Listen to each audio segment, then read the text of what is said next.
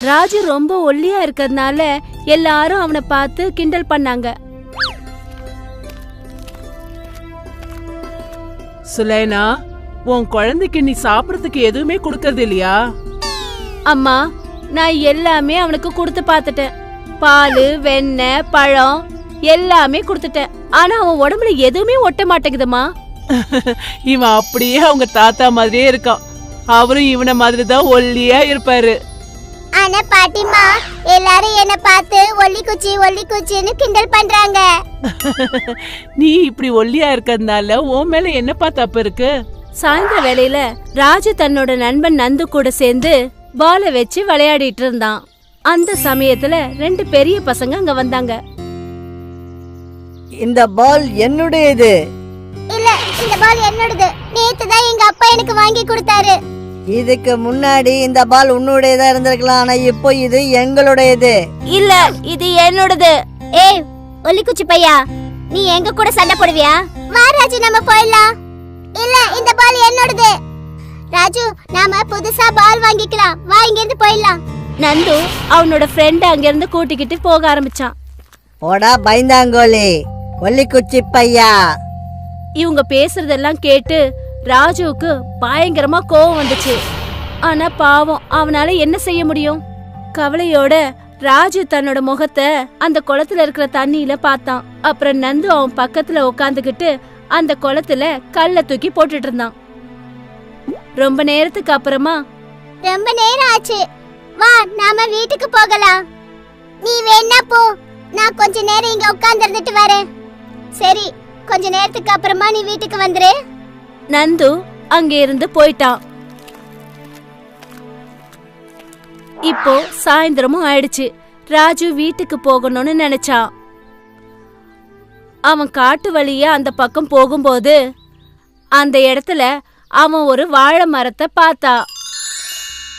அந்த வாழை மரம் அப்படியே ஜொலி ஜொலிச்சுது. ராஜு அந்த மரத்துக்கிட்ட போனான். அப்புறம் திடீர்னு அந்த வாழை மரம் பேச ஆரம்பிச்சது. ராஜு, நீ ரொம்ப சோகமா இருக்கிறேன்னு எனக்கு நல்லா தெரியும். நான் உனக்கு உதவி செய்யணும்னு நினைக்கிறேன். ஆனா ஒரு சாதாரண வாழை மரம் எனக்கு எப்படி உதவி செய்யும்? ராஜு தன்னைத்தானே கிள்ளி பார்த்துக்கிட்டான். ராஜு, நான் உண்மையை சொல்றேன், என்னால பேச முடியும். ஏன்னா நான் மாயாஜாலமான வாழை மரம். நான் நிஜமாவே உனக்கு உதவி செய்யணும்னு நினைக்கிறேன். உங்களால எப்படி எனக்கு உதவி செய்ய முடியும்?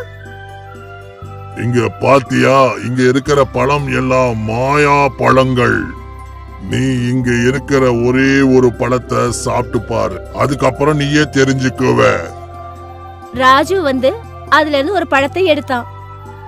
அந்த வாழைப்பழத்தோட பிரிச்ச உடனே அந்த வாழைப்பழத்தை சுத்தி ஒரு வெளிச்சம் உண்டாச்சு. ராஜு அந்த வாழைப்பழத்தை சாப்பிட்ட அடுத்த நிமிஷமே அவனுடைய உடம்பு தானாவே குண்டாக ஆரம்பிச்சுது. அவன் முன்ன மாதிரி ஒல்லியா இல்ல, மத்த பசங்கள மாதிரியே நல்ல குண்டா ஆரோக்கியமா ஆக ஆரம்பிச்சான். ராஜுவுக்கு ரொம்ப சந்தோஷம். நன்றி, உங்களுக்கு ரொம்ப ரொம்ப நன்றி. நான் உனக்கு உதவி செஞ்சேன்ல, அதே மாதிரி நீயும் எனக்கு ஒரு உதவி செய்யணும். நிச்சயமா செய்றேன். நீ எனக்காக அந்த குளத்திலிருந்து தண்ணிய கொண்டு வரணும். இவ்வளவுதானா? ஆமா, அவ்வளவுதான். ராஜு உடனே அந்த குளத்துக்கிட்ட போய் அந்த குளத்துல இருந்து ஒரு பானையில தண்ணிய நிறைச்சி எடுத்தான். அந்த பானையை எடுத்துக்கிட்டு ராஜு அந்த வாழை மரத்துக்கிட்ட போனான். அந்த மரத்துக்கு அவன் அந்த தண்ணிய ஊத்துன உடனேயே அந்த மரத்துல இருக்கிற ஆத்மா அந்த மரத்தை விட்டு வெளியே வந்தது. நீ எனக்கு விடுதலை கொடுத்திருக்க, உனக்கு என்னுடைய நன்றிகள். அந்த மரத்தோட ஆத்மா வானத்துல போய் சேர்ந்துடுச்சு. அந்த மரம் ஒரு சாதாரண வாழை மரம் எப்படி இருக்குமோ அந்த மாதிரி மாறிடுச்சு. அதுக்கப்புறம் ராஜு வீட்டுக்கு வந்தான். அவனுடைய பாட்டியும் அவங்க அம்மாவும் ராஜு மாறி இருக்கிறத பார்த்து அதிர்ச்சி ஆயிட்டாங்க. அந்த அம்மா தன்னோட பையனை கட்டி பிடிச்சுக்கிட்டாங்க. அப்புறம் ராஜு அவங்க அம்மா கிட்ட அந்த மந்திரம் நிறைஞ்ச வாழை மரத்தை பத்தி சொன்னான். ஆனா பாட்டிமா, எனக்கு ஒரு விஷயம் மட்டும் புரியவே இல்ல. அந்த மரத்தோட ஆத்மா எங்க போயிருக்கும்? அந்த மரம் ஒரு சாபம் வாங்கின மரம். அந்த சாபத்தை நீ விடுதலை பண்ணிருக்க. இப்ப புரிஞ்சுதா? என்னதான் ஆனாலும் அந்த மரம் என்னோட உடல் அமைப்பையே மாத்திடுச்சு. இனிமே யாரும் என்ன கிண்டல் பண்ண மாட்டாங்க. மறுநாள் ராஜு அந்த பாலை திருப்பி வாங்குறதுக்காக அங்க போனான். அவன் அங்க பார்த்தான், பல்வானும் தீபக்கும் அங்க இருந்தாங்க. அவங்க 2 பேரும் அவனோட பாலை வச்சு விளையாடிட்டு இருந்தாங்க. ராஜு அந்த பாலை உடனடியா புடிச்சான். பல்வானும் தீபக்கும் அவனை அதிர்ந்து பார்த்தாங்க. அவன் பழைய ராஜு தானான்னு இவங்களால கொஞ்சம் கூட நம்பவே முடியல. அப்பா, இது எப்படி நடக்க முடியும்? இவன் குச்சி மாதிரி ஒல்லியா இருந்தால, ஆனா இப்ப கிடையாது. ஆனா நான் நினைச்சா இப்ப உங்க 2 பேரையும் சட்னி ஆக்க முடியும். ராஜு உங்க 2 பேரை நோக்கி ஓட ஆரம்பிச்சான். ஆனா அவங்க 2 பேரும் ராஜுவை பார்த்து பயந்து ஓடிட்டாங்க. இந்த மாதிரிதான் அந்த மாயாஜாலம் கொண்ட வாழை மரம் ராஜுவோட வாழ்க்கையே மாத்திடுச்சு. ராய்பூருங்கிற கிராமத்துல மோகன் சோனுன்னு 2 அண்ணன் தம்பிங்க இருந்தாங்க. கல்யாணமானவன் ஆனா ஆகல. சோனு, என் சித்தி பொண்ணுக்கு கல்யாண வயசு வந்து பாக்குறதுக்கு ரொம்ப அழகா இருப்பா. அவளை நீ கல்யாணம் பண்ணிக்கிறியா? ஐயோ அண்ணி, கல்யாணம் எல்லாம் நடக்கும். அதுக்கெல்லாம் இப்போ அர்ஜென்ட் என்ன இருக்கு? அப்புறம் உனக்கும் வயசு அதிகமாயிடும் சொல்லிட்டேன். என்னுடைய ஸ்மார்ட் தம்பிக்கு ஸ்மார்ட் பொண்டாட்டி தான் வேணும். வா சோனு, நிலத்துக்கு போலாம், டைம் ஆயிடுச்சு. மோகனும் சோனுவும் திராட்சை விவசாயம் பண்ணாங்க. ரொம்ப கஷ்டப்பட்டு விவசாயம் பண்ணாங்க. நிலத்துல தண்ணி இறைப்பாங்க, அப்புறம் பதியம் பண்ணுவாங்க. 3-4 மாசத்துக்கு இப்படி கஷ்டப்பட்டு உழைச்சாதான் தோட்டத்துல திராட்சை கொடி வளரும். மோகனோட மனைவி அவங்க 2 பேருக்கும் சாப்பாடு கொண்டு வருவா. ரொம்ப கஷ்டப்பட்டதுக்கு அப்புறம் உங்க கையால சாப்பிட்டா ரொம்ப நல்லா இருக்கும். என் ஒண்ணு விட்ட தங்கச்சியோட நாத்தனாரு கல்யாணம் பண்ற வயசு வந்துருச்சு. என்ன பண்ணிக்கிறியா சொல்லு? பார்த்துட்டே இருந்தா நீங்க எனக்கு கல்யாணம் பண்ணாம விட மாட்டீங்க போல இருக்கே. ஆனா நீங்க பொண்ணு பார்க்க வேண்டிய தேவையில்லை. நானே பொண்ணை தேடிக்கிட்டேன். நல்லா படிச்ச பொண்ணு. சோனு அவனுக்கு மனசுக்கு பிடிச்ச பொண்ண கல்யாணம் பண்ணிக்கிட்டான். ஒரு நாள் மோகன் திராட்சை எல்லாத்தையும் எடுத்துக்கிட்டு மண்டிக்கு போனான். திராட்சையை வித்து பணத்தை வீட்டுக்கு எடுத்துட்டு வந்தான். டேய் சோனு, இந்த வாட்டி திராட்சைக்கு நல்ல ரேட்டு வந்திருக்குடா. முழுசா 80,000 வந்திருக்குடா. இந்தா 40,000. சோனு பணத்தை வாங்கிட்டு போய் தன்னோட மனைவி கிட்ட கொடுத்தான். இந்த நீரஜ், பணம் லாக்கர்ல வை. ஆமா, உங்க அண்ணன் எவ்வளவு பணம் கொடுத்தாரு? அது எண்ணி பாருங்களேன். என்ன அப்படி பேசுற நீரஜ்? 40,000 அது அண்ணன் கொடுத்தாரு. கணக்கு போட வேண்டிய அவசியம் இருக்காதே. அவசியம் இருக்கு. நீங்க எண்ணி பாக்கலனா அத நான் எண்ணி பாக்குறேன். ஆமா, 40,000 எதுக்கு கொடுத்தாரு? நீங்க அவர் கூட மண்டிக்கு போய் இருக்கணும். 1 லட்சத்துக்கு கம்மியா அவர் நிச்சயமா வித்திருக்க மாட்டாரு. 60,000 ரூபாவை அவர் கையில வச்சுக்கிட்டு 40,000 ரூபாவை உங்ககிட்ட கொடுத்திருக்காரு. அதெல்லாம் ஒண்ணும் இல்ல நீரஜ். அண்ணா ரொம்ப நல்லவரு. நாணயமானவர் கிடையாது. உங்களோட ஏமாளித்தனத்தை அவர் பயன்படுத்திக்கிறாரு. மோகனை பத்தி சோனு கிட்ட இல்லாத பொல்லாத எல்லாத்தையும் அவ சொல்லி கொடுத்தா. சோனு அவன் மனைவி சொல்றது எல்லாத்தையும் அவன் கோவத்தோட மோகன் கிட்ட போனான். அண்ணே, எனக்கு கணக்கு பார்க்கணும். அதே மாதிரி இன்னையில இருந்து பாதி நிலம் உங்களுது, பாதி நிலம் எந்து. 2 பேரும் தனித்தனியா வேலை செய்யலாம். அதே மாதிரி தனித்தனியாவே இருக்கலாம். அடுத்த சீசன்ல மோகன் அவங்களுடைய பங்கை பிரிச்சு எடுத்துக்கிட்டான். சோனுக்கு தனி பங்க கொடுத்துட்டான். மோகன் மாடுகளை வச்சு உழுதான். சோனு டிராக்டர் வச்சு உழுதான். மோகன் கிணத்துல இருந்து தண்ணியை எடுத்து தன்னோட நிலத்துல விவசாயம் செஞ்சான். சோனு பம்ப் வழியா தண்ணி எடுத்தான். மோகன் இயற்கை உரங்களை போட்டான். அப்புறம் சோனு செயற்கையான உரங்களை போட்டான். சோனு தன்னோட நிலத்துல பூச்சிக்கொல்லி மருந்த அடிச்சான். மோகனோட விவசாயம் ரொம்ப செழிப்பா இருந்தது. அவனோட நிலத்துல விளைஞ்ச திராட்சை ஸ்வீட்டாவும் பெருசாவும் இருந்துச்சு. ஆனா சோனு நிலத்துல விளைஞ்ச திராட்சை ரொம்ப புளிப்பாவும் கசப்பாவும் இருந்துச்சு. ராத்திரி தன்னோட மனைவி கிட்ட சோனு என்ன சொன்னான்னா, மோகன் அண்ணனுடைய திராட்சை நல்லா இருக்கு, கசப்பாவும் புளிப்பாவும் இருக்குது. நாம மோகன் அண்ணனை விட்டது நமக்கு தான் நஷ்டம். நீரஜ் அவனோட பேச்சை கேட்டு ரொம்ப கோவப்பட்டா. ராத்திரி எல்லாரும் தூங்குனதுக்கு அப்புறம் அவ கையில மண்ணெண்ணெயை எடுத்துக்கிட்டு மோகனோட நிலத்துக்கு போனா. அங்க எல்லாத்தையும் எரிச்சு சாம்பல் ஆக்கிட்டா. அடுத்த நாள் மோகன் தன்னோட நிலத்துக்கு போய் பார்க்கும்போது திராட்சை கொடியெல்லாம் எரிஞ்சு போனதை பார்த்து ரொம்ப அழ ஆரம்பிச்சான். இருந்தாலும் மோகன் சோனு மேலேயும் அவனோட மனைவி மேலேயும் சந்தேகப்படல. ஒருவேளை சோனுவோ இல்ல அவனோட மனைவியோ இந்த வேலையை செஞ்சிருக்கலாமே. இல்ல சோனுக்கு நான் ரொம்ப பிடிக்கும். அவன் அந்த மாதிரி செய்ய மாட்டான். அதே மாதிரி யாரையும் செய்ய விட மாட்டான். மோகன் அழுதுகிட்டே சித்த பாபாவை பார்க்க போனான். வா மோகன் வா, ரொம்ப நாள் கழிச்சு வந்திருக்க, என்ன அழுதுகிட்டு இருக்க? பாபா, என்னுடைய மரங்கள் எல்லாத்தையும் யாரோ எரிச்சிட்டாங்க. ஒண்ணுமே புரியல. நான் வீட்டுல இருக்கிறவங்களெல்லாம் எப்படி காப்பாத்துறது? நீ ஒன்னும் கவலைப்படாத தம்பி. நம்மளை யாரு பிறக்க வச்சாங்களோ அந்த கடவுளே பாத்துக்குவாரு. நீ தைரியமா வீட்டுக்கு போ. மோகனும் வீட்டுக்கு போனான். அங்க போய் பார்த்தா அவன் வீட்டுக்கு மேல ஒரு திராட்சை கொடி தொங்கிட்டு இருந்ததை கவனிச்சான். அந்த திராட்சை கொடி எங்கேருந்து வருது? மோகன் அந்த திராட்சை கொடிய கீழே இழுத்தான். ரொம்ப பெருசாச்சு. மோகன் அந்த திராட்சை கொடியை இழுக்க இழுக்க அந்த திராட்சை கொடி பெருசாகிக்கிட்டே போச்சு. நிக்கவே இல்ல. இதோ இங்க வா, சீக்கிரமா வா. அங்க பாரு, திராட்சை கொடி. மோகனும் அவனோட மனைவியும் திராட்சைய பறிச்சு கூடையில சேகரிச்சு வச்சாங்க. நீங்க போய் இந்த திராட்சையை வித்துட்டு வாங்க. அதுக்குள்ள நான் இந்த திராட்சை கொடியை இன்னும் இழுத்து திராட்சையை சேர்த்து வைக்கிறேன். அந்த மந்திர திராட்சை கொடியில வளர்ந்த திராட்சையை வித்து மோகனுக்கு நிறைய பணம் கிடைச்சது. அவன் தன்னோட மனைவிக்காக புதுசா சாரி, அப்புறம் சாப்பிடறதுக்கு குடிக்கிறதுக்கு நிறைய வாங்கிட்டு வந்தான். அங்க சோனு தன்னோட திராட்சை எல்லாத்தையும் எடுத்துக்கிட்டு மண்டி. ஆனா அவனோட திராட்சைய அங்க இருக்கிறவங்க யாருமே வாங்கிக்கல. ஏன்னா அது ரொம்ப புளிப்பாவும் கசப்பாவும் இருந்துச்சு. திராட்சை எல்லாத்தையும் தூக்கி வீசிட்டு சோகத்தோட வீட்டுக்கு வந்தான். சோனு அழுதுகிட்டு இருந்தான். சாயந்தரம் மோகனும் தன்னோட மனைவியும் சாப்பிட்டுட்டு இருக்கும் போது சோனுவும் அவனோட மனைவியும் அவங்க வீட்டுக்கு வந்தாங்க. அண்ணன், தயவு செஞ்சு என்ன மன்னிச்சிருங்க. நான் தான் உங்க திராட்சை கொடி எல்லாத்தையும் மண்ணெண்ணெயால எரிச்சேன். என்ன மன்னிச்சிடனா? எங்க வீட்டுல சாப்பிடுறது கூட ஒண்ணும் இல்ல. ஒன்னும் பரவாயில்லப்பா. ஒவ்வொரு வாட்டி சின்னவங்க தப்பு பண்ணுவாங்க, பெரியவங்க அதை மன்னிக்கணும். நான் உங்க 2 பேரையும் மன்னிச்சிட்டேன். இன்னையிலிருந்து நம்ம எல்லாருமே சேர்ந்தே இருக்கலாம். ஜகுங்கிற பேர் கொண்ட ஒரு பழ வியாபாரி ஹீராபுருங்கிற கிராமத்துல தன்னோட மனைவி குழந்தைங்களோட அவர் இருந்தாரு. ஜகுவோட குடும்பம் காலையில ரொம்ப சீக்கிரமா எழுந்துருவாங்க. அப்பா, சோனு சின்னதா இருக்கும்போது இவன் அவனோட அண்டர் வேலையை சூசு பண்ணிடுவான்ல. அப்ப இவனை அம்மா குச்சிய வச்சு அடிப்பாங்க.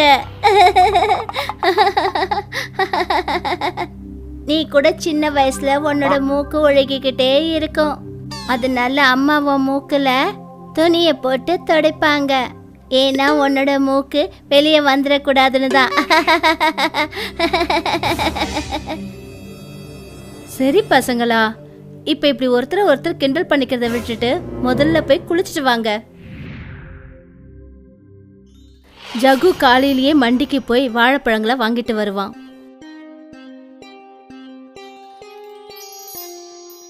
அப்புறம் அவனுடைய தள்ளு வண்டிய சென்ட்ரல் பார்க் கேட்டு கிட்ட நிறுத்தி வைப்பான். வாங்க மேடம், வாங்க சிஸ்டர். ஐயா, நல்ல சுவையான வாழைப்பழத்தை வாங்கிட்டு போங்க. வாங்க மேடம். சிஸ்டர், ஐயா, இந்த வாழைப்பழம் நல்ல சுவையா இருக்கும். ஒரு டசன் 40 ரூபாய் தான், வாங்கிட்டு போங்க. ஜகு கிட்ட இருக்கிற வாழைப்பழம் எல்லாம் வித்து போயிடும். ஆனா அவனுடைய வருமானம் ரொம்ப கம்மியா இருக்கும். என்னங்க, 2 பசங்களும் பெரியவங்களாயிட்டு இருக்காங்க. இவ்வளோ குறைவான வருமானத்தை வச்சு நம்ம குடும்பத்தை நடத்துறது ரொம்ப கஷ்டமா இருக்குங்க. என்ன பண்ண சொல்ற? நான் நம்ம கல்யாணத்துக்கு முன்னாடியில இருந்து இந்த வியாபாரம் தான் பண்ணிட்டு இருக்கேன். எங்க அப்பாவும் வாழைப்பழம் தான் வித்துட்டு இருந்தாரு. நீங்க வாழைப்பழத்தையே வீயுங்க. ஆனா பழத்தை மண்டியில போய் வாங்காதீங்க. மண்டியில போய் வாழைப்பழத்தை வாங்கி நீங்க வித்தீங்கன்னா உங்களுக்கு அதிகமான லாபம் கிடைக்காது. வேற எங்கிருந்து என்ன வாங்க சொல்ற? எங்கேயும் போய் வாங்க வேண்டாம். உங்களுடைய வாழைப்பழத்தை நீங்களே விதைங்க. என்னோட நகைகளை வித்துடுங்க. கொஞ்சமா நிலத்தை நீங்க வாங்கி அதுல வாழைத்தோப்பை ஒன்ன உருவாக்குங்க. இந்த மாதிரி நம்ம தோப்புல விளையிற வாழைப்பழத்தை நம்ம கொண்டு போய் வித்தா நமக்கு ரொம்ப பயன்படுங்க. ஜகு தன்னோட மனைவியோட நகைகளை வித்து ஒரு நிலத்தை வாங்கினான். அதுல வாழை மரங்களை போட்டான். கொஞ்ச நாளைக்கு அப்புறம் வாழை மரங்கள் ரொம்ப பெருசாயிடுச்சு. அதுல கொளத்தள்ளவும் ஆரம்பிச்சிடுச்சு. ஜக்கு தன்னோட தோப்புல வளர்ந்த வாழைப்பழத்தை நேரா எடுத்துட்டு போய் விற்பான். அவனுக்கு அதிகமான ப்ராஃபிட் கிடைச்சது. அவன் புதுசா ஒரு வீட்டை வாங்கிட்டான். அப்புறம் தன்னோட பிள்ளைங்களை ஒரு நல்ல ஸ்கூல்ல அட்மிஷன் வாங்கி படிக்க வச்சான். பசங்களா சீக்கிரமா தூங்குங்க, நாளைக்கு நாம சர்க்கஸ்க்கு போக போறோம். அன்னைக்கு ராத்திரி பயங்கர புயல் அடிக்க ஆரம்பிச்சது. கிராமத்துல சில பேரோட வீடுகள் எல்லாமே விழுந்துடுச்சு. இந்த புயல்னால நம்ம வாழை மரத்தோப்புக்கு எந்த பாதிப்பும் வரக்கூடாது. மறுநாள் புயல் அமைதியானதுக்கு அப்புறம் ஜக்கு அவனோட நிலத்துக்கு போனான். அவன் எதுக்கு பயந்தானோ அதுதான் அன்னைக்கு நடந்திருக்கு. வந்த புயல்ல எல்லா வாழை மரங்களும் விழுந்துடுச்சு. அட கடவுளே, என்ன கொடுமை இது! என்னுடைய எல்லா உழைப்பும் வீணா போச்சே. இனிமே என்ன வியாபாரம் பண்றது? என்ன சாப்பிடுவேன்? என்னுடைய பசங்களுடைய ஃபீஸை நான் எப்படி கட்டுவேன்? அப்பதான் ஜக்கு பார்த்தான். நிலத்துல ஓரத்துல ஒரே ஒரு மரம் நல்லா இருந்துச்சு. இந்த சின்ன மரம் புயலுக்கு தப்பிச்சிடுச்சே. ஆனா இந்த சின்ன மரத்துல பழங்கள் காய்க்குமா இல்லையான்னு தெரியலையே. ஜக்கு மரத்துல இருந்து ஒரு வாழைப்பழத்தை பிடுங்கி அதோட தோலை உரிச்சான். அப்ப அவன் பார்த்தது உள்ள தங்க பழமா இருந்துச்சு. நான் காண்றது என்ன கனவா? மேலேந்து பார்க்கும்போது இந்த வாழைப்பழம் சாதாரணமா தான் தெரியுது. ஆனா இதுக்குள்ள தங்கம் இருக்கு. அந்த இடத்துல இருந்து ஜக்கு அவனோட வீட்டுக்கு ஓடி போனான். அப்புறம் அவனோட மனைவிய கூட்டிட்டு வந்தான். அவனோட மனைவியும் ஒரு வாழைப்பழத்தை உரிச்சு பார்த்தா. அந்த பழத்துலயும் உள்ள தங்க பழமா இருந்துச்சு. இந்த மரத்துல உள்ள தங்கம் புதைஞ்சு இருக்குன்னு நான் நினைக்கிறேங்க. தங்கம் கொடுக்கற மரம் கிடைச்ச உடனே ஜக்குவும் தன்னோட மனைவியும் ரொம்ப சந்தோஷத்துல ஆழ்ந்து போனாங்க. அவங்க சில தங்கத்தை வித்து வாழை கண்ணுங்களை வாங்கினாங்க. மறுபடியும் அவங்க நிலத்துல வாழைத்தோப்பை போட்டாங்க. புயல்ல யாரோட வீடெல்லாம் உடைஞ்சதோ ஜக்கு அவங்க எல்லாருக்கும் ஒவ்வொரு தங்க வாழைப்பழத்தை கொடுத்து அவங்களுக்கு உதவி செஞ்சான். கிராமத்துல ராகவ்னு பேர் கொண்ட ஒரு தங்க வியாபாரி இருந்தான். ஜக்கு கிட்ட அதாவது ஒரு மரம் இருக்கு, அந்த மரம் மூலமா தங்க வாழைப்பழங்கள் கிடைக்குதுன்ற விஷயம் எனக்கு தெரிஞ்சதும் அவனோட மூடே ஸ்பாயில் ஆயிடுச்சு. நான் இந்த கிராமத்தோட தங்க வியாபாரி. அந்த மரம் எனக்கு கிடைச்சிருக்கணும். ஆனா இந்த ஏழை ஜக்குக்கு அந்த மரம் எப்படி கிடைச்சதுன்னு தெரியல. இது எப்படி இருக்கு தெரியுமா? பப்பூன் கையில திராட்சை கிடைச்ச மாதிரி இருக்கு. புலி காட்டுல இருக்கணும்னு சொல்லுவாங்க. அதே மாதிரி இந்த தங்க மரம் என் வீட்டுல தான் இருக்கணும். ஒரு நாள் ஜக்கு தன்னோட நிலத்துக்கு போயிட்டு இருக்கும்போது ராகவ் அவரை ஃபாலோ பண்ணி பின்னாடியே போனான். ராகவ் அதை பார்த்துட்டான். அந்த நிலத்துல மூலையில ஒரு மரம் இருக்குதே, அந்த வாழை மரம் தங்கம் கொடுக்கற விஷயத்த அவன் தெரிஞ்சுக்கிட்டான். அன்னைக்கு ராத்திரி அந்த கிராமம் மொத்தமும் தூங்குனதுக்கு அப்புறம் ராகவ் அங்க இருந்த எல்லா மரத்தையும் பிடுங்கி தன்னோட வீட்டுக்கு எடுத்துக்கிட்டு போயிட்டான். அந்த மரத்தை அவன் வீட்டுல நட்டு வச்சான். இந்த உலகத்திலேயே நான் தான் பெரிய பணக்காரனா இருக்க போறேன். ராகவ் அந்த மரத்துல இருந்து ஒரு வாழைப்பழத்தை பிடுங்கி அந்த தோலை உரிச்சான். ஆனா அந்த வாழைப்பழத்துக்குள்ள தங்கத்துக்கு பதிலா சாதாரண பழம் தான் இருந்துச்சு. இது எப்படி சாத்தியமாச்சு? நான் கரெக்டான மரத்தை தானே அங்கிருந்து பிடுங்கி கொண்டு வந்தேன். ராகவ் இன்னொரு பழத்தை பறிச்சான். அப்புறம் அந்த வாழைப்பழத்தோல உரிச்சான். அதுலயும் அவனுக்கு தங்கம் கிடைக்கல. இது எப்படி நடக்கும்? ராகவ் அந்த மரத்துல இருந்து ஒவ்வொரு பழமா பறிச்சு அதோட தோள்களை உரிச்சு தூக்கி வீசிக்கிட்டே இருந்தான். ஆனா அவனுக்கு எந்த ஒரு பழத்திலையும் தங்கம் கிடைக்கவே இல்ல. ராகவுக்கு பயங்கரமான கோபம் வர ஆரம்பிச்சது. தங்கம் எங்க? ஜக்கோட மரத்தை எல்லாத்தையும் நான் அழிக்கல. என்னுடைய பேர் வீரா கோபன்யோ இல்ல. ராகவ் கோவத்துல முன்னாடி பார்க்காம நடந்து போனான். அவனுக்கு ஞாபகமே இல்ல. அவன் வாழைப்பழத்தோள்களை தூக்கி கீழே எரிஞ்சது ஞாபகம் இல்ல. ஒரு வாழைப்பழத்தோல்ல அவனுடைய கால்கள் பட்டுடுச்சு. அவன் உடனே சறுக்கி கீழே விழுந்துட்டான். ராகவோட தலையில அடிபட்டுடுச்சு. அட, என் கதை முடிஞ்சதுப்பா. யாராவது என்ன காப்பாத்துங்க, யாராவது என்ன காப்பாத்துங்க.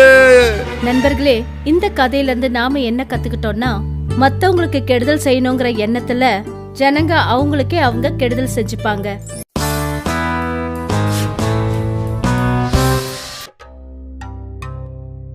ஜக்குங்கிற பேர் கொண்ட ஒரு பழ வியாபாரி ஹீராபூருங்கிற கிராமத்துல தன்னோட மனைவி குழந்தைங்களோட அவர் இருந்தாரு. ஜக்குவோட குடும்பம் காலையில ரொம்ப சீக்கிரமா எழுந்துருவாங்க. அப்பா, சோனு சின்னதா இருக்கும்போது இவன் அவனோட அண்டர் வேலையை சூசு பண்ணிடுவான்ல. அப்ப இவனை அம்மா குச்சிய வச்சு அடிப்பாங்க. நீ கூட சின்ன வயசுல உன்னோட மூக்கு ஒழுகிக்கிட்டே இருக்கும். அதனால அம்மா உன் மூக்குல துணிய போட்டு துடைப்பாங்க. ஏன்னா உன்னோட மூக்கு வெளியே வந்துடக்கூடாதுன்னு தான். சரி பசங்களா, இப்ப இப்படி ஒருத்தர் கிண்டல் பண்ணிக்கிறத விட்டுட்டு முதல்ல போய் குளிச்சுட்டு வாங்க.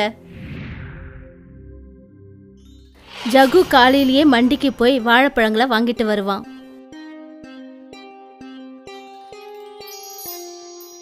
அப்புறம் அவனுடைய தள்ளு வண்டிய சென்ட்ரல் பார்க் கேட்டு கிட்ட நிறுத்தி வைப்பான். வாங்க மேடம், வாங்க சிஸ்டர். ஐயா, நல்ல சுவையான வாழைப்பழத்தை வாங்கிட்டு போங்க. வாங்க மேடம். சிஸ்டர், ஐயா, இந்த வாழைப்பழம் நல்ல சுவையா இருக்கும். ஒரு டசன் 40 ரூபாய் தான், வாங்கிட்டு போங்க. ஜகு கிட்ட இருக்கிற வாழைப்பழம் எல்லாம் வித்து போயிடும். ஆனா அவனுடைய வருமானம் ரொம்ப கம்மியா இருக்கும். என்னங்க, 2 பசங்களும் பெரியவங்களாயிட்டு இருக்காங்க. இவ்வளோ குறைவான வருமானத்தை வச்சு நம்ம குடும்பத்தை நடத்துறது ரொம்ப கஷ்டமா இருக்குங்க. என்ன பண்ண சொல்ற?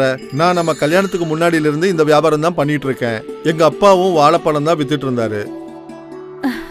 நீங்க வாழைப்பழத்தையே வீயுங்க, ஆனா பழத்தை மண்டியில போய் வாங்காதீங்க. மண்டியில போய் வாழைப்பழத்தை வாங்கி நீங்க வித்தீங்கன்னா உங்களுக்கு அதிகமான லாபம் கிடைக்காது. வேற எங்கிருந்து என்ன வாங்க சொல்ற? எங்கேயும் போய் வாங்க வேண்டாம். உங்களுடைய வாழைப்பழத்தை நீங்களே விதைங்க. என்னோட நகைகளை வித்துடுங்க. கொஞ்சமா நிலத்தை நீங்க வாங்கி அதுல வாழைத்தோப்பை ஒன்ன உருவாக்குங்க. இந்த மாதிரி நம்ம தோப்புல விளையிற வாழைப்பழத்தை நம்ம கொண்டு போய் வித்தா நமக்கு ரொம்ப பயன்படுங்க. ஜகு தன்னோட மனைவியோட நகைகளை வித்து ஒரு நிலத்தை வாங்கினான்.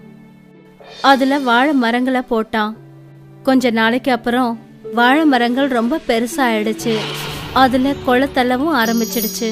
ஜகு தன்னோட தோப்புல வளர்ந்த வாழைப்பழத்தை நேரா எடுத்துட்டு போய் விற்பான். அவனுக்கு அதிகமான ப்ராஃபிட் கிடைச்சது. அவன் புதுசா ஒரு வீட்டை வாங்கிட்டான். அப்புறம் தன்னோட பிள்ளைங்களை ஒரு நல்ல ஸ்கூல்ல அட்மிஷன் வாங்கி படிக்க வச்சான். பசங்களா, சீக்கிரமா தூங்குங்க. நாளைக்கு நாம சர்க்கஸ்க்கு போக போறோம். அன்னைக்கு ராத்திரி பயங்கர புயல் அடிக்க ஆரம்பிச்சது. கிராமத்துல சில பேரோட வீடுகள் எல்லாமே விழுந்துடுச்சு. இந்த புயல்னால நம்ம வாழை மர தோப்புக்கு எந்த பாதிப்பும் வரக்கூடாது. மறுநாள் புயல் அமைதியானதுக்கு அப்புறம் ஜகு அவனோட நிலத்துக்கு போனான். அவன் எதுக்கு பயந்தானோ அதுதான் அன்னைக்கு நடந்திருக்கு. வந்த புயல்ல எல்லா வாழை மரங்களும் விழுந்துடுச்சு. அட கடவுளே, என்ன கொடுமை இது! என்னுடைய எல்லா உழைப்பும் வீணா போச்சே. இனிமே என்ன வியாபாரம் பண்றது? என்ன சாப்பிடுவேன்? என்னுடைய பசங்களுடைய ஃபீஸை நான் எப்படி கட்டுவேன்? அப்பதான் ஜகு பார்த்தான். நிலத்துல ஓரத்துல ஒரே ஒரு மரம் நல்லா இருந்துச்சு. இந்த சின்ன மரம் புயலுக்கு தப்பிச்சிடுச்சே. ஆனா இந்த சின்ன மரத்துல பழங்கள் காய்க்குமா இல்லையான்னு தெரியலையே. ஜக்கு மரத்துல இருந்து ஒரு வாழைப்பழத்தை பிடுங்கி அதோட தோலை உரிச்சான். அப்ப அவன் பார்த்தது உள்ள தங்க பழமா இருந்துச்சு. நான் காண்றது என்ன கனவா? மேலேந்து பார்க்கும்போது இந்த வாழைப்பழம் சாதாரணமா தான் தெரியுது. ஆனா இதுக்குள்ள தங்கம் இருக்கு. அந்த இடத்துல இருந்து ஜக்கு அவனோட வீட்டுக்கு ஓடி போனான். அப்புறம் அவனோட மனைவியை கூட்டிட்டு வந்தான். அவனோட மனைவியும் ஒரு வாழைப்பழத்தை உரிச்சு பார்த்தா. அந்த பழத்துலயும் உள்ள தங்க பழமா இருந்துச்சு. இந்த மரத்துல உள்ள தங்கம் புதைஞ்சு இருக்குன்னு நான் நினைக்கிறேங்க. தங்கம் கொடுக்கற மரம் கிடைச்ச உடனே ஜகுவும் தன்னோட மனைவியும் ரொம்ப சந்தோஷத்துல ஆழ்ந்து போனாங்க. அவங்க சில தங்கத்தை வித்து வாழை கண்ணுங்களை வாங்கினாங்க. மறுபடியும் அவங்க நிலத்துல வாழைத்தோப்பை போட்டாங்க. புயல்ல யாரோட வீடெல்லாம் உடைஞ்சதோ ஜக்கு அவங்க எல்லாருக்கும் ஒவ்வொரு தங்க வாழைப்பழத்தை கொடுத்து அவங்களுக்கு உதவி செஞ்சான். கிராமத்துல ராகவ்னு பேர் கொண்ட ஒரு தங்க வியாபாரி இருந்தான். ஜக்கு கிட்ட அதாவது ஒரு மரம் இருக்கு, அந்த மரம் மூலமா தங்க வாழைப்பழங்கள் கிடைக்குதுன்ற விஷயம் எனக்கு தெரிஞ்சதும் அவனோட மூடே ஸ்பாயில் ஆயிடுச்சு. நான் இந்த கிராமத்தோட தங்க வியாபாரி. அந்த மரம் எனக்கு கிடைச்சிருக்கணும். ஆனா இந்த ஏழை ஜக்குக்கு அந்த மரம் எப்படி கிடைச்சதுன்னு தெரியல. இது எப்படி இருக்கு தெரியுமா? பப்பூன் கையில திராட்சை கிடைச்ச மாதிரி இருக்கு. புலி காட்டுல இருக்கணும்னு சொல்லுவாங்க. அதே மாதிரி இந்த தங்க மரம் என் வீட்டுல தான் இருக்கணும். ஒரு நாள் ஜக்கு தன்னோட நிலத்துக்கு போயிட்டு இருக்கும்போது ராகவ் அவரை ஃபாலோ பண்ணி பின்னாடியே போனான். ராகவ் அதை பார்த்துட்டான். அந்த நிலத்துல மூலையில ஒரு மரம் இருக்குதே, அந்த வாழை மரம் தங்கம் கொடுக்கற விஷயத்த அவன் தெரிஞ்சுக்கிட்டான். அன்னைக்கு ராத்திரி அந்த கிராமம் மொத்தமும் தூங்குனதுக்கு அப்புறம் ராகவ் அங்க இருந்த எல்லா மரத்தையும் பிடுங்கி தன்னோட வீட்டுக்கு எடுத்துக்கிட்டு போயிட்டான். அந்த மரத்தை அவன் வீட்டுல நட்டு வச்சான். இந்த உலகத்திலேயே நான் தான் பெரிய பணக்காரனா இருக்க போறேன். ராகவ் அந்த மரத்துல இருந்து ஒரு வாழைப்பழத்தை பிடுங்கி அந்த தோலை உரிச்சான். ஆனா அந்த வாழைப்பழத்துக்குள்ள தங்கத்துக்கு பதிலா சாதாரண பழம் தான் இருந்துச்சு. இது எப்படி சாத்தியமாச்சு? நான் கரெக்டான மரத்தை தானே அங்கிருந்து பிடுங்கி கொண்டு வந்தேன். ராகவ் இன்னொரு பழத்தை பறிச்சான். அப்புறம் அந்த வாழைப்பழத்தோல உரிச்சான். அதுலயும் அவனுக்கு தங்கம் கிடைக்கல. இது எப்படி நடக்கும்? ராகவ் அந்த மரத்துல இருந்து ஒவ்வொரு பழமா பறிச்சு அதோட தோள்களை உரிச்சு தூக்கி வீசிக்கிட்டே இருந்தான். ஆனா அவனுக்கு எந்த ஒரு பழத்திலயும் தங்கம் கிடைக்கவே இல்ல. ராகவுக்கு பயங்கரமான கோபம் வர ஆரம்பிச்சது. தங்கம் எங்க? ஜக்கோட மரத்தை எல்லாத்தையும் நான் அழிக்கல. என்னுடைய பேர் வீரா கோபுன்யோ இல்ல. ராகவ் கோவத்துல முன்னாடி பார்க்காம நடந்து போனான். அவனுக்கு ஞாபகமே இல்ல. அவன் வாழைப்பழத்தோள்களை தூக்கி கீழே எறிஞ்சது ஞாபகம் இல்ல. ஒரு வாழைப்பழத்தோல்ல அவனுடைய கால்கள் பட்டுடுச்சு. அவன் உடனே சறுக்கி கீழே விழுந்துட்டான். ராகவோட தலையில அடிபட்டுடுச்சு. அட, என் கதை முடிஞ்சதுப்பா. யாராவது என்ன காப்பாத்துங்க, யாராவது என்ன காப்பாத்துங்க. நண்பர்களே, இந்த கதையில இருந்து நாம என்ன கத்துக்கிட்டோம்னா, மத்தவங்களுக்கு கெடுதல் செய்யணுங்கிற எண்ணத்துல ஜனங்க அவங்களுக்கே அவங்க கெடுதல் செஞ்சுப்பாங்க. ராஜு ரொம்ப ஒல்லியா இருக்கிறதுனால எல்லாரும் அவனை பார்த்து கிண்டல் பண்ணாங்க. சுலைனா, உன் குழந்தைக்கு நீ சாப்பிடறதுக்கு எதுவுமே கொடுக்கறது இல்லையா? அம்மா, நான் எல்லாமே அவனுக்கு கொடுத்து பார்த்துட்டேன். பால், வெண்ணெய், பழம் எல்லாமே கொடுத்துட்டேன். ஆனா அவன் உடம்புல எதுவுமே ஒட்ட மாட்டேங்குதுமா. இவன் அப்படியே அவங்க தாத்தா மாதிரியே இருக்கான். அவரும் இவனை மாதிரி தான் ஒல்லியா இருப்பாரு. ஆனா பாட்டிமா, எல்லாரும் என்ன பார்த்து ஒல்லி குச்சின்னு கிண்டல் பண்றாங்க. நீ இப்படி ஒல்லியா இருக்கறதுனால உன் மேல என்னப்பா தப்பு இருக்கு? சாயந்தர வேளையில ராஜு தன்னோட நண்பன் நந்து கூட சேர்ந்து பாலை வச்சு விளையாடிட்டு இருந்தான். அந்த சமயத்துல 2 பெரிய பசங்க அங்க வந்தாங்க. இந்த பால் என்னுடையது. இல்ல, இந்த பால் என்னோடது. நேத்து தான் எங்க அப்பா எனக்கு வாங்கி கொடுத்தாரு. இதுக்கு முன்னாடி இந்த பால் உன்னுடையதா இருந்திருக்கலாம், ஆனா இப்போ இது எங்களுடையது. இல்ல, இது என்னோடது. ஏய் ஒல்லிக்குச்சி பையா, நீ எங்க கூட சண்டை போடுவியா? வா ராஜு, நம்ம போயிடலாம். இல்ல, இந்த பால் என்னோடது. ராஜு, நாம புதுசா பால் வாங்கிக்கலாம். வா, இங்க இருந்து போயிடலாம். நந்து அவனோட ஃப்ரெண்ட் அங்க இருந்து கூட்டிக்கிட்டு போக ஆரம்பிச்சான். போடா பைந்தாங்கோலி, ஒல்லிக்குச்சி பையா. இவங்க பேசுறதெல்லாம் கேட்டு ராஜுவுக்கு பயங்கரமா கோவம் வந்துச்சு. ஆனா பாவம், அவனால என்ன செய்ய முடியும்? கவலையோட ராஜு தன்னோட முகத்தை அந்த குளத்துல இருக்கிற தண்ணியில பார்த்தான். அப்புறம் நந்து அவன் பக்கத்துல உட்காந்துக்கிட்டு அந்த குளத்துல கல்ல தூக்கி போட்டுட்டு இருந்தான். ரொம்ப நேரத்துக்கு அப்புறமா, ரொம்ப நேரம் ஆச்சு, வா நாம வீட்டுக்கு போகலாம். நீ வேணா போ, நான் கொஞ்ச நேரம் இங்க உட்கார்ந்து இருந்துட்டு வரேன். சரி, கொஞ்ச நேரத்துக்கு அப்புறமா நீ வீட்டுக்கு வந்துரு. நந்து அங்க இருந்து போயிட்டான். இப்போ சாயந்தரமும் ஆயிடுச்சு. ராஜு வீட்டுக்கு போகணும்னு நினைச்சான். அவன் காட்டு வழியா அந்த பக்கம் போகும்போது அந்த இடத்துல அவன் ஒரு வாழை மரத்தை பார்த்தான். அந்த வாழை மரம் அப்படியே ஜொலி ஜொலிச்சுது. ராஜு அந்த மரத்துக்கிட்ட போனான். அப்புறம் திடீர்னு அந்த வாழை மரம் பேச ஆரம்பிச்சுது. ராஜு, நீ ரொம்ப சோகமா இருக்கிறேன்னு எனக்கு நல்லா தெரியும். நான் உனக்கு உதவி செய்யணும்னு நினைக்கிறேன். ஆனா ஒரு சாதாரண வாழை மரம் எனக்கு எப்படி உதவி செய்யும்? ராஜு தன்னைத்தானே கிள்ளி பார்த்துக்கிட்டான். ராஜு, நான் உண்மையை சொல்றேன், என்னால பேச முடியும். ஏன்னா நான் மாயாஜாலமான வாழை மரம். நான் நிஜமாவே உனக்கு உதவி செய்யணும்னு நினைக்கிறேன். உங்களால எப்படி எனக்கு உதவி செய்ய முடியும்? இங்க பாத்தியா, இங்க இருக்கிற பழம் எல்லாம் மாயா பழங்கள். நீ இங்க இருக்கிற ஒரே ஒரு பழத்தை சாப்பிட்டு பாரு, அதுக்கப்புறம் நீயே தெரிஞ்சுக்குவ. ராஜு வந்து அதுல இருந்து ஒரு பழத்தை எடுத்தான்.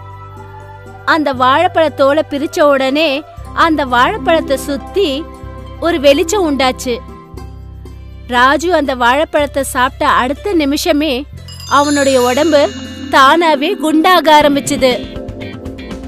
அவன் முன்ன மாதிரி ஒல்லியா இல்ல, மத்த பசங்கள மாதிரியே நல்ல குண்டா ஆரோக்கியமா ஆக ஆரம்பிச்சான்.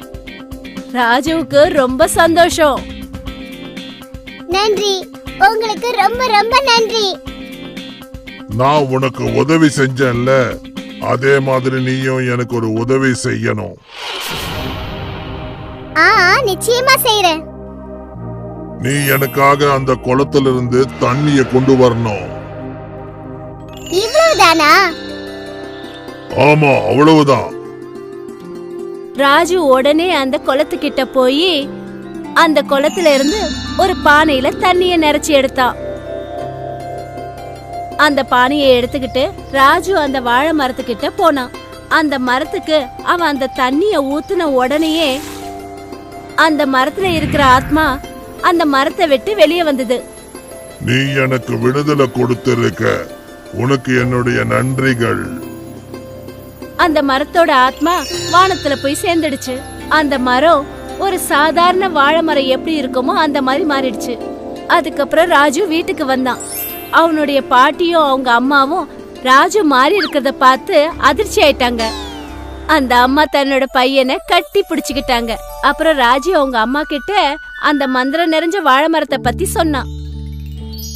ஆனா பாட்டிமா, எனக்கு ஒரு விஷயம் மட்டும் புரியவே இல்ல. அந்த மரத்தோட ஆத்மா எங்க போயிருக்கும்? அந்த மரம் ஒரு சாபம் வாங்கின மரம். அந்த சாபத்தை நீ விடுதலை பண்ணிருக்க. இப்ப புரிஞ்சுதா? என்னதான் ஆனாலும் அந்த மரம் என்னோட உடல் அமைப்பே மாத்திடுச்சு. இனிமே யாரும் என்ன கிண்டல் பண்ண மாட்டாங்க. மறுநாள் ராஜு அந்த பாலை திருப்பி வாங்கறதுக்காக அங்க போனான். அவன் அங்க பார்த்தான். பல்வானும் தீபக்கும் அங்க இருந்தாங்க. அவங்க 2 பேரும் அவனோட பாலை வச்சு விளையாடிட்டு இருந்தாங்க. ராஜு அந்த பாலை உடனடியா புடிச்சான்.